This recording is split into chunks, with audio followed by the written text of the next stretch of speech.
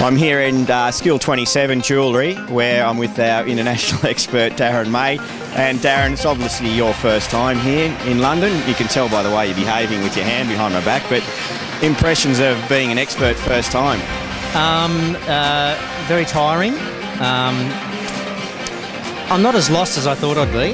Do you think that's because you had the opportunity to go to Calgary as well, and a lot of the team here the same in Calgary? Yeah, absolutely, and I know a lot of the experts from Calgary, so that's made it a lot easier. Yeah. I'm a lot more comfortable. Yeah. We're kind of playing and laughing and having a good time in the category as well, and the category has had an opportunity to go out and do some bonding as well. And I think that's very important too, because we often talk about the competitor experience, but I think from an expert point of view, you've got to have a good experience. I mean, we often come across people who are reluctant to release people back home to come away and do these sort of jobs, but from our perspective, we try and sell it very much as a professional development exercise and a networking opportunity, and so to be able to do those sort of things with your fellow experts, I believe, is very important. Oh, look, from that standpoint alone, I've always been encouraged to do it. So the fact that I've, Sydney Institute, TAFE New South Wales have been very supportive of it, and so is industry. To them, it's a no-brainer if I can use that word. Yeah. Okay. So. Yeah, well, that's fantastic, because I believe, as you probably do too, that it is good for the competitor, but it's also good for the expert too.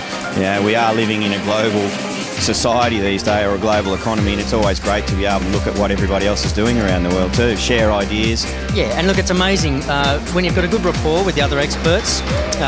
They're so forthcoming with information. So not only to do with the skill itself, but also after the competition, you develop friendships. Yeah. And those friendships last a long time. Yeah. And of course, our competitor Natalie here, it's day 2.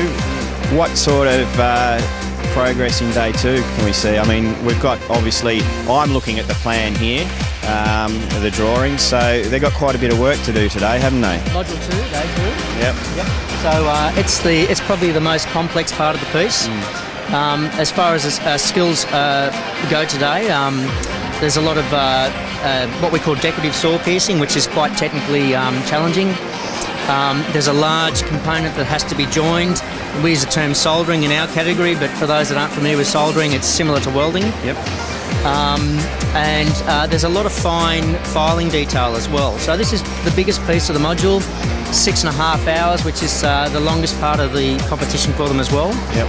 A good opportunity today for Natalie to grow on yesterday, and to pick up some points that might get her up ahead of quite a few of the other competitors. So at the moment, our top of the field are looking like they're probably Japan and Brazil.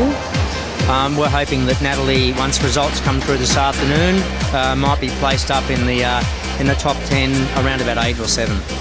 Fantastic.